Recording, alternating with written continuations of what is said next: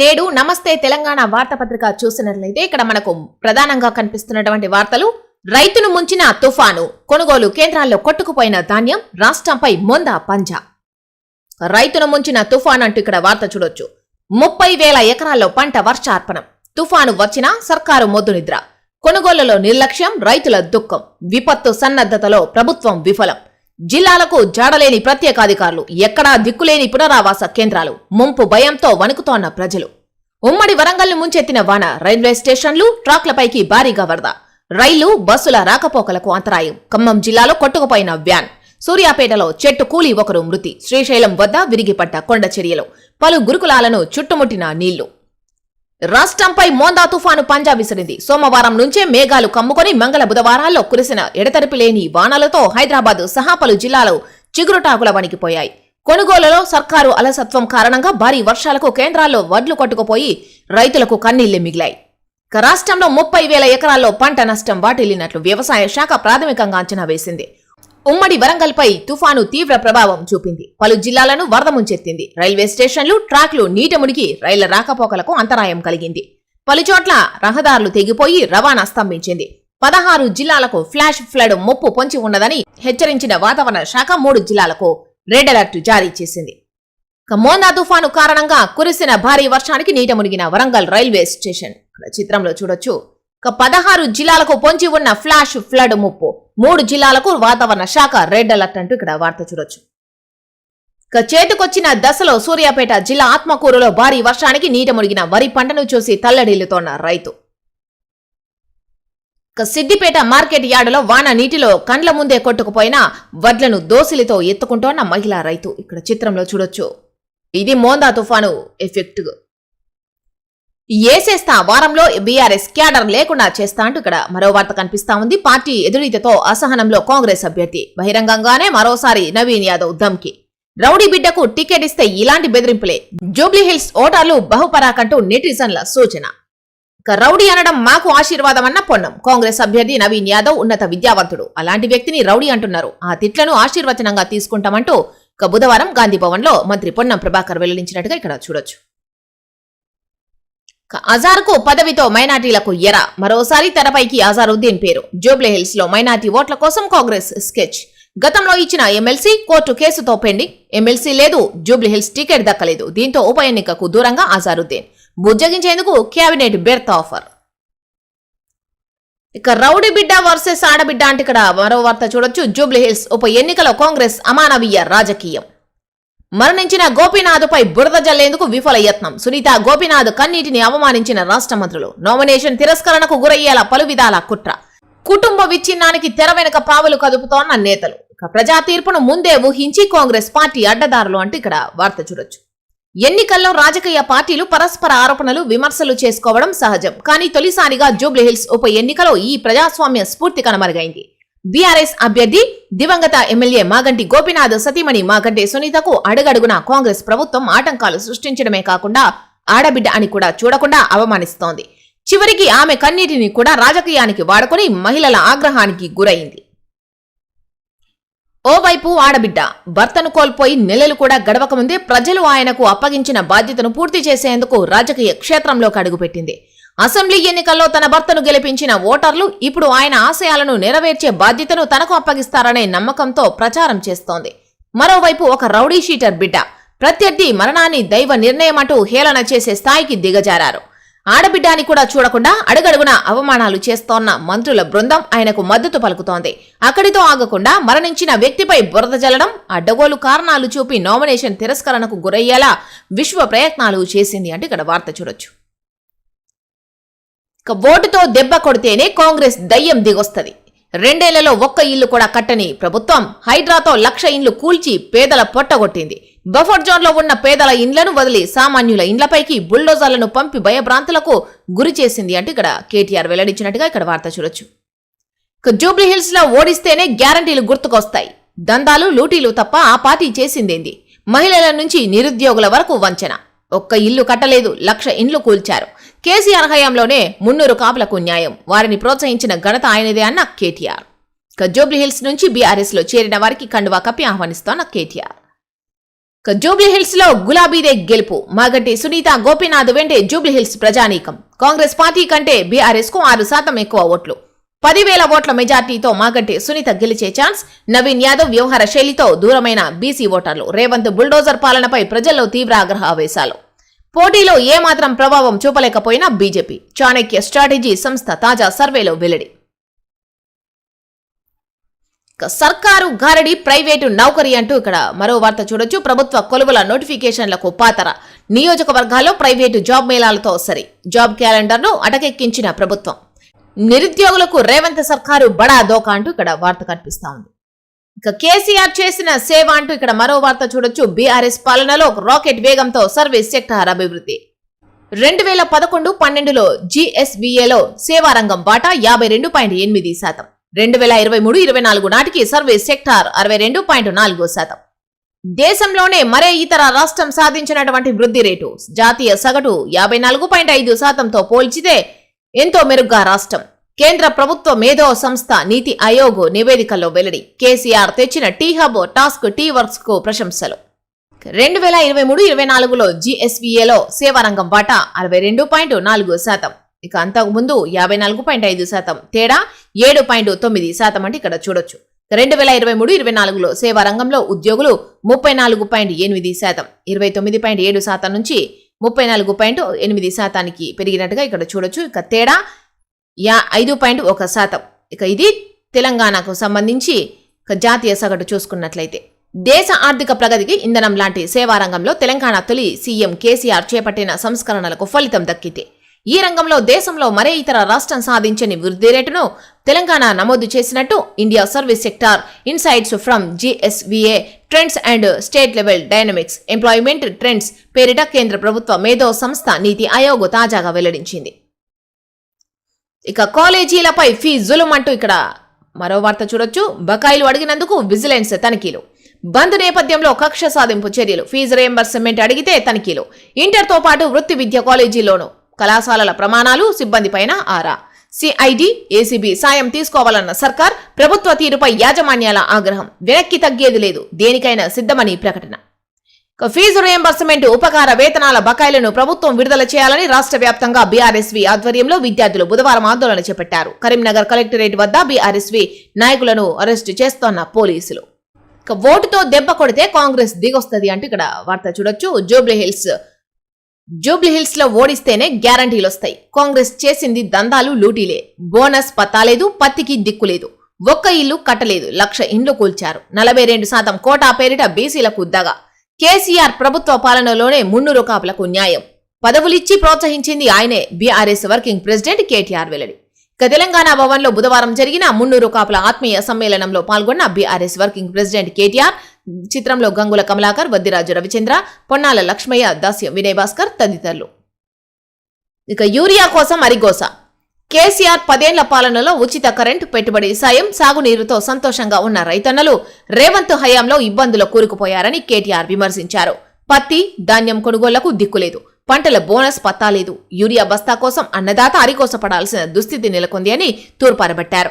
Urea కోసం మిర్యాలగూడకు చెందిన ఓ మహిళ క్యూలో నిలబడి ప్రాణాలు విడిచిన విషయాన్ని ప్రస్తావించారు.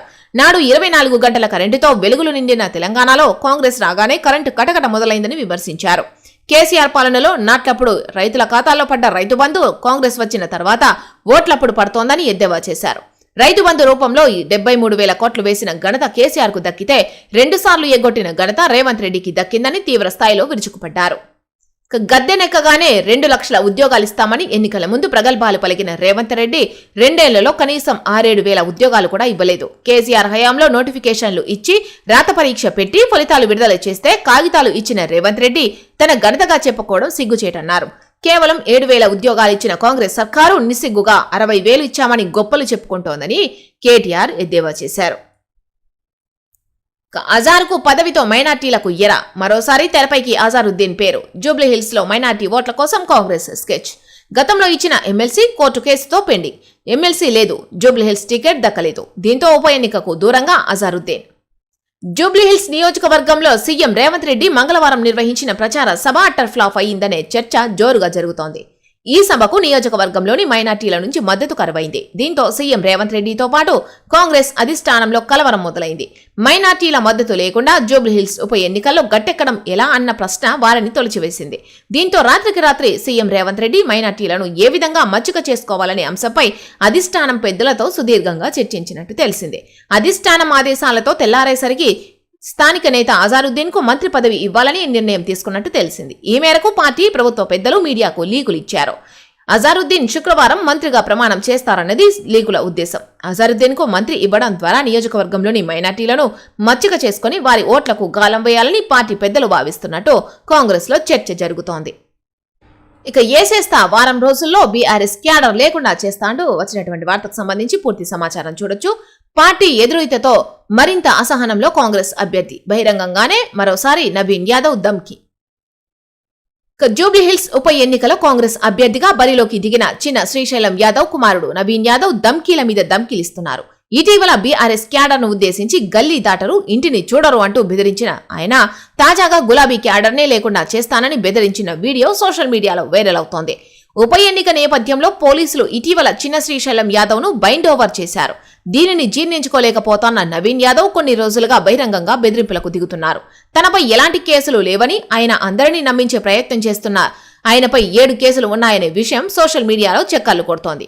నామినేషన్ దాఖలు సమయంలో ఇతర ప్రాంతాల నుంచి పెద్ద ఎత్తున రౌడీ షీటర్లను జూబ్లీహిల్స్ కు తరలించడం కూడా నియోజకవర్గ ప్రజల్ని భయాందోళనకు గురిచేసింది. ఇక శ్రీశైలం యాదవ్ వెంట మంత్రి సీతక్క, ఇతర నేతలు మార్నింగ్ వాక్ చేయడంతో రౌడీ షీటర్తో మంత్రి తిరగడమా అని జనం ముక్కున వేలేసుకుంటున్నారు. దీంతో ఇతర ప్రభుత్వ పెద్దలు కూడా ఆయనతో ప్రచారం చేయించేందుకు జంకుతున్నారు. ఈ పరిణామాలన్నీ నవీన్ యాదవ్ కు మరింత అసహనానికి గురి చేస్తున్నాయి. ఏం చేయాలో దిక్కుతోచక దీనికి తోడు నవీన్ యాదవ్ అనుచరులు నియోజకవర్గ కాంగ్రెస్ నేతలు కార్యకర్తలపై దాడులు చేస్తుండటంపై పార్టీ వర్గాల్లో ఆందోళన వ్యక్తమవుతోంది. వారంతా ప్రచారానికి దూరంగా ఉంటుండటంతో నవీన్ వర్గానికి ఏమి చేయాలో దిక్కుతోచడం లేదు. ఇంకోవైపు బీఆర్ఎస్ ప్రచారంలో దూసుకుపోతుండడం పుండు మీద కారం చల్లినట్లయింది. అందుకే 2 రోజుల క్రితం మీడియా ముందు గల్లీ దాటరు, ఇంటిని చూడరు అంటూ బీఆర్ఎస్ శ్రేణులను హెచ్చరించారు. ఇలా మాట్లాడే నవీన్ యాదవ్ పొరపాటున గెలిస్తే సామాన్యుడి పరిస్థితి ఏమిటని జనం వాపోతున్నారు. ఓటర్లు బహుపరాక్ తాజాగా ఓ యూట్యూబర్ కు ఇచ్చిన ఇంటర్వ్యూలో సదరు యాంకర్ బీఆర్ఎస్ క్యాడర్ ను లేకుండా చేస్తా అంటున్నారు. నిజంగా లేకుండా చేస్తారా అని ప్రశ్నించగా ఏసేస్తా వారం రోజుల బీఆర్ఎస్ క్యాడర్ లేకుండా చేస్తా అంటూ మరోసారి ధమ్కి ఇచ్చారు. దీనిపైన సోషల్ మీడియాలో నెటిజన్లు తీవ్ర స్థాయిలో స్పందించారు. రౌడీ బిడ్డకు టికెట్ ఇస్తే ఇలాంటి బెదిరింపులకే పాల్పడతారు. జూబ్లీహిల్స్ ఓటర్లు బహుపరాక్ అని పలువురు సూచించారు. అయితే నవీన్ యాదవ్ ఎన్ని ధమ్కీలు ఇచ్చినా బీఆర్ఎస్ క్యాడర్ ను ముట్టుకోవడం కూడా సాధ్యం కాదని బీఆర్ఎస్ నేతలు బదిలిస్తున్నారు. రౌడీ అనే తిట్లు మాకు ఆశీర్వాదాలు, నవీన్ యాదవ్ ను రౌడీ అంటున్నారు, దానిని ఆశీర్వాదంగా స్వీకరిస్తామంటూ మంత్రి పొన్నం ప్రభాకర్ వెల్లడించినట్టుగా వార్త చూడొచ్చు. కాంగ్రెస్ అభ్యర్థి నవీన్ యాదవ్ ను రౌడీ అంటూ ప్రతిపక్షాలు ఆరోపిస్తున్నాయని, ఆ తిట్లను ఆశీర్వచనంగా తీసుకుంటామని మంత్రి పొన్నం ప్రభాకర్ తెలిపారు. బుధవారం గాంధీభవన్ లో ఆయన విలేకరులతో మాట్లాడుతూ నవీన్ యాదవ్ ఉన్నత విద్యావంతుడని కితాబిచ్చారు. అలాంటి వ్యక్తిని పట్టుకొని రౌడీ అంటున్నారని ఆగ్రహం వ్యక్తం చేశారు. అయితే నవీన్ యాదవ్ తండ్రి చిన్న శ్రీశైలం యాదవ్ ను స్వయంగా కాంగ్రెస్ ప్రభుత్వమే రౌడీగా పేర్కొనడం గమనార్హం. ఉప ఎన్నిక సందర్భంగా శాంతి భద్రతల కోసం రౌడీలను బైండ్ ఓవర్ చేయడంలో భాగంగా చిన్న శ్రీశైలం యాదవ్ ను కూడా పోలీసులు బైండ్ ఓవర్ చేశారు. ఈ విషయాన్ని పోలీసులే అధికారికంగా ప్రకటించారు. ఈ నేపథ్యంలో కాంగ్రెస్ పార్టీ ఒక రౌడీని అభ్యర్థిగా నిలిపిందంటూ బీఆర్ఎస్ చేస్తోన్న ఆరోపణలపై ప్రశ్నించగా మంత్రి పై విధంగా స్పందించారు. సినీ కళాకారులను భయపెడుతోన్న రేవంత్ అంటే ఇక్కడ మరో వార్త చూడొచ్చు. ఎన్నికల కోడ్ ఉల్లంఘించి హామీలు ఇచ్చిన సీఎం రేవంత్ రెడ్డి తక్షణం చర్యలు తీసుకోవాలి. బీఆర్ఎస్ పార్టీకే సినీ కార్మికుల ఓట్లు అన్న గంగుల కమలాకర్. ప్రజలకు కాంగ్రెస్ బెదిరింపులు అంటూ ఎంపీ వద్దిరాజు రవిచంద్ర వెల్లడి. జూబ్లీహిల్స్ లో పోలీస్ గూండాల రాజ్యం నడుస్తోంది. పోచంపల్లి సినిమా రంగానికి కాంగ్రెస్ పార్టీతో ఇబ్బందులు అన్న కౌశిక్ రెడ్డి. ఎన్నికల కమిషన్ కు బీఆర్ఎస్ ఫిర్యాదు. జూబ్లీహిల్స్ నియోజక పరిధిలోని యూసుఫ్ గూడలో జరిగిన సినీ కార్మికుల సభలో సీఎం రేవంత్ రెడ్డి ఎన్నికల కోడ్ ఉల్లంఘించారని, చట్టవిరుద్ధంగా హామీలు ఇచ్చిన ఆయనపై సత్వరమే కేసు నమోదు చేసి సుమోటోగా విచారణ జరపాలని కోరుతూ రాష్ట్ర ఎన్నికల ప్రధాన అధికారి సుదర్శన్ రెడ్డిని కలిసి బీఆర్ఎస్ ఫిర్యాదు చేసింది. ఈ మేరకు బీఆర్ఎస్ పార్లమెంటరీ పార్టీ ఉపనేత వద్దిరాజు రవిచంద్ర, మాజీ మంత్రి గంగుల కమలాకర్, ఎమ్మెల్సీ పోచంపల్లి శ్రీనివాస్ రెడ్డి, ఎమ్మెల్యే పాడి కౌశిక్ రెడ్డి, మాజీ MLA Patnam Narender Reddy, party legal team మెంబర్లు బుధవారం హైదరాబాద్ బీఆర్కే భవన్ లో ఆయనను కలిశారు. Violation of model conduct para 1 ప్రకారం పార్టీలు అభ్యర్థులపై వ్యక్తిగత ఆరోపణలు చేయడం నిషేధం. ఎంసీసీ పేరా 3 ప్రకారం అనుచిత పదజాలం, రెచ్చగొట్టే వ్యాఖ్యలు చేయవద్దు. ఎంసీసీ సెక్షన్ 11 1 అనుబంధం 10 చాప్టర్ 1V పేరా 411 ప్రకారం మంత్రులు, ముఖ్యమంత్రి అధికారంలో భాగస్వాములైన వారు ఎట్టి పరిస్థితుల్లో ఆర్థిక సంబంధమైన హామీలను ఇవ్వరాదు. ఎలాంటి కొత్త పథకాలను ప్రకటించరాదు. ప్రభుత్వ పరంగా చేపట్టనున్న కొత్త ప్రాజెక్టులు, కార్యక్రమాలకు సంబంధించిన శిలాఫలకాలు వేయరాదు. పనులకు శంకుస్థాపన పనులు చేయరాదు. బీఆర్ఎస్ నేతలు వివరించారు. ఈ నియమ నిబంధనలను సినీ కార్మికుల సన్మాన సభలో సీఎం రేవంత్ రెడ్డి యథేచ్ఛగా ఉల్లంఘించారని ఎస్ఈఓ దృష్టికి వారు తీసుకెళ్లారు. ప్రజా ప్రాతినిధ్య చట్టం 1951 సెక్షన్ 123(4) ప్రకారం ఉద్దేశపూర్వకంగా ప్రజలను కులమతాలుగా విభజించి మాట్లాడడం, ప్రత్యర్థుల మనోభావాలను గాయపరిచేలా వ్యాఖ్యలు చేయడం నేరమని, సెక్షన్ 125 ప్రకారం వ్యక్తుల మనోభావాలను గాయపరిచేలా మాట్లాడిన వారు శిక్షార్హులు అని ఎలక్షన్ కమిషనర్ దృష్టికి తీసుకెళ్లారు. అలాగే BNS 2023 సెక్షన్ 294 ప్రకారం జన సమూహ ప్రాంతాల్లో దురుసుగా మాట్లాడడం నిషేధమని, సెక్షన్ 351, 356 ప్రకారం హింసను రెచ్చగొట్టే వ్యాఖ్యలు చేయడం, ప్రచారం చేయడం నేరమని వివరించారు. అసభ్య పదజాలం వాడిన ఫిషరీస్ కార్పొరేషన్ చైర్మన్ మెట్టు సాయి కుమార్ ను ఉప ఎన్నిక ప్రచారంలో పాల్గొనకుండా నిషేధించాలని డిమాండ్ చేశారు. చట్టవిరుద్ధంగా సినీ కార్మికులకు హామీలిచ్చిన సీఎం రేవంత్ రెడ్డిని ఆ పార్టీ స్టార్ క్యాంపెయినర్ లిస్టు నుంచి తొలగించాలని విన్నవించారు. హైదరాబాద్ నడిబొడ్డున జరుగుతోన్న ఎన్నికల్లో ప్రత్యర్థి పార్టీ నేతలను ఉద్దేశించి కాంగ్రెస్ అభ్యర్థి నవీన్ యాదవ్ చంపేస్తామని బెదిరిస్తున్నారని తెలిపారు. అభ్యర్థి మాట్లాడిన వివరాలను అందజేశారు. ఈ పరిస్థితుల్లో ఎలక్షన్ కమిషన్ జోక్యం చేసుకుని తగిన చర్యలు తీసుకోవాలని బీఆర్ఎస్ నేతలు కోరారు. రాష్ట్ర పోలీసుల స్థానంలో ఎన్నికల వేళ శాంతి భద్రతల బాధ్యతలను కేంద్ర బలగాలకు అప్పగించాలని, వెంటనే కేంద్ర పరిశీలకుడిని పంపాలని విన్నవించారు. రాష్ట్ర పోలీసులపై నమ్మకం లేదని స్పష్టం చేశారు. ఎన్నిక పారదర్శకంగా జరిగేలా చర్యలు తీసుకోవాల్సిన బాధ్యత ఎన్నికల సంఘంపై ఉందని గుర్తు చేశారు. రేవంత్ రెడ్డి ఎన్నికల కోడ్ ఉల్లంఘన, ఆయనది అధికార దుర్వినియోగమే. సీఎంపై ఎన్నికల కమిషన్ చర్యలు తీసుకోవాలి. మండలి ప్రతిపక్ష నేత సిరికొండ డిమాండ్. మాట్లాడుతోన్న మధుసూదనాచారి. జూబ్లీహిల్స్ ఉప ఎన్నిక నేపథ్యంలో సీఎం రేవంత్ రెడ్డి ఎన్నికల కోడ్ ఉల్లంఘించారని శాసన మండలిలో ప్రతిపక్ష నేత సిరికొండ మధుసూదనాచారి ఆరోపించారు. ఆ నియోజకవర్గ పరిధిలోని యూసుఫ్గూడలో మంగళవారం అభినందన సభ నిర్వహించి సినీ కార్మికుల పిల్లల విద్యాభ్యాసం కోసం తాయిలాలు ప్రకటించి కోడ్ ఉల్లంఘించినట్టు తెలిపారు. తెలంగాణ భవన్ లో మాట్లాడుతోన్న మాజీ మంత్రులు గంగుల కమలాకర్, పొన్నాల లక్ష్మయ్య, ఎంపీ వద్దిరాజు రవిచంద్ర, ఎమ్మెల్సీలు పోచంపల్లి, షంబీపూర్ రాజు, మాజీ ఎమ్మెల్యేలు పెద్ది సుదర్శన్, దాస్యం వినయ్ భాస్కర్. ఎన్నికల ప్రధాన అధికారికి ఫిర్యాదు చేస్తోన్న బీఆర్ఎస్ నేతలు. జూబ్లీహిల్స్ తో గులాబీదే గెలుపు, మాగంటి సునీత వెంటే జూబ్లీహిల్స్ ప్రజానీకం. ఆడబిడ్డపై సానుభూతి కురిపిస్తోన్న మహిళా ఓటర్లు. కాంగ్రెస్ కంటే బీఆర్ఎస్ కు 6% ఎక్కువ ఓట్లు, 10,000 ఓట్ల మెజార్టీతో మాగంటి సునీత గెలిచే ఛాన్స్. నవీన్ యాదవ్ వ్యవహార శైలితో దూరమైన బీసీ ఓటర్లు. రేవంత్ బుల్డోజర్ పాలనపై ప్రజల్లో తీవ్ర ఆగ్రహావేశాలు. కాంగ్రెస్ గెలుస్తుందన్న సోషల్ లీగులన్నీ నకిలీ వార్తలే. చాణక్య స్ట్రాటజీ సంస్థ నిర్వహించిన తాజా సర్వేలో వెల్లడి. ఇటీవలి కోడ్మో కేకే బిలియన్ సర్వేలోనూ కారుదే జోరు. ఇది జనం మాట అంటూ వార్త చూడొచ్చు. అవినీతిలో కూరుకుపోయిన కాంగ్రెస్ కు జూబ్లీహిల్స్ ఓటరు గట్టిగా బుద్ధి చెప్పనున్నాడా? పోలింగ్ కు ఇంకా 10 రోజుల సమయం ఉండగానే జూబ్లీహిల్స్ లో బీఆర్ఎస్ పార్టీ గెలుపు ఖాయమైందా? రేవంత్ బుల్డోజర్ పాలనపై ఓటర్లు విసిగెత్తిపోయారా? తాజా పరిణామాలను విశ్లేషిస్తే ఇది నిజమేననిపిస్తోంది. కేసీఆర్ దిశానిర్దేశంలో దివంగత మాగంటి గోపీనాథ్ నేతృత్వంలో జూబ్లీహిల్స్ లో జరిగిన అభివృద్ధిని గుర్తు చేసుకుంటూ ఆయన సతీమణి మాగంటి సునీతకు అక్కడి ప్రజలు సంఘీభావం వ్యక్తం చేస్తున్నారు. దీన్ని ధ్రువపరుస్తూ మొన్నటికి మొన్న కోడ్మో కనెక్టింగ్ డెమోక్రసీ సంస్థ, కేకే సర్వేస్ అండ్ స్ట్రాటజీస్ సంస్థ వేర్వేరుగా నిర్వహించిన సర్వేలో బీఆర్ఎస్ దే విజయమని తేలింది. నిన్న మైనార్టీలు ఎక్కువగా ఉన్న జూబ్లీహిల్స్ లో 50.5% మంది ముస్లింలు గులాబీ పార్టీకి పట్టం కట్టినట్టు బిలియన్ కనెక్ట్ సర్వేలో తేటతెల్లమైంది. తాజాగా చాణక్య స్ట్రాటజీ సంస్థ చేసిన సర్వేలోనూ జూబ్లీహిల్స్ లో గులాబీ జెండానే ఎగరబోతున్నట్టు వెల్లడైంది. ఈ మేరకు ఓ యూట్యూబ్ ఛానల్ నిర్వహించిన టెలిఫోనిక్ ఇంటర్వ్యూలో చాణక్య స్ట్రాటజీ సంస్థకు చెందిన ఎన్నికల వ్యూహకర్త ముఖేష్ తమ సర్వేకు సంబంధించిన పలు కీలక విషయాలు తెలిపారు. బయటి సర్వేలే కాదు, కాంగ్రెస్ అంతర్గత సర్వేలోనూ హస్తం పార్టీ కంటే బీఆర్ఎస్ పార్టీనే జూబ్లీహిల్స్ లో ముందంజలో ఉన్నట్టు తేలడం గమనార్హం.